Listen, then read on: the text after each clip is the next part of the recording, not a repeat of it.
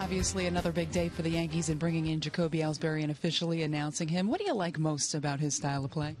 Well, you know, he's got that rare ability with his legs, his bat, and obviously the defense that comes with those legs. So he can take care of business on the base pass. He can take care of business with one swing of the bat, and he can obviously stop a rally really quick with running down a ball deep into the gap. So, you know, some guys bring one dimension. He's got all three of those things that are really attractive and separate him from most players in the game. How much do you think that element of speed will help this team next season?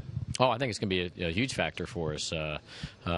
You know, we typically are a station-to-station, big, hairy monster type team. People know I refer to that a lot. But when you can find someone with the speed that he provides that can go first to third and even first to home, you know, or obviously with two outs, you know, drawing a walk, getting on first base, stealing second, and then scoring on a broken bat, hit down the line, right away he just manufactures runs. And again, he really can save your pitching staff on a number of occasions by tracking fly balls for you. So he's a fly ball catcher in the field, and so all aspects are all good for us. In addition to the baseball side of things, what is it that you saw in him that you thought he's really going to be able to integrate himself into this clubhouse nicely, really be accepted by this team and his fans? Well, I mean, our players are easy. The one thing is from the Yankees standpoint, you always have to worry about players that played somewhere else, whether they can handle New York. But you don't have to worry about that with players coming from Boston.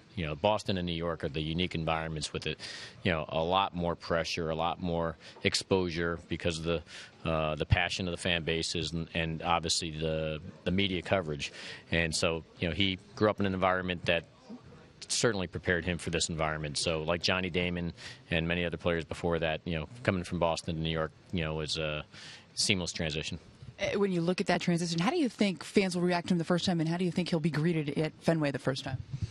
Well, typically, it'll be a struggle for him, I would think, up there. I mean, he did so much for the fans up there, but they're Red Sox fans. I mean, he's no longer a Red Sox, so I think they'll treat him as a Yankee now. But the one thing about Boston, we, as an organization, love playing in that environment and respect the passion that they provide.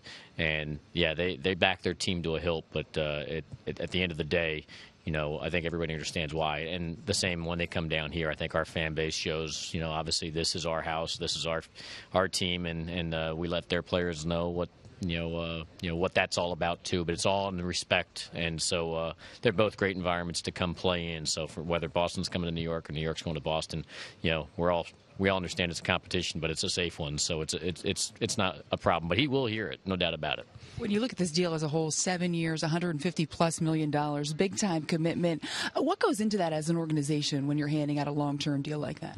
Well, free agency provides a lot of value for a player, especially a great player. So, it's a lot of discussions with ownership. To pull down someone of his ability is going to take a lot, and it certainly took a lot. And we wanted to move sooner than later, which, sometimes you pay a premium to do that. But we started to see the writing on the wall that Robbie Cano wasn't going to be a Yankee, wasn't going to stay, he was going to take his talent somewhere else.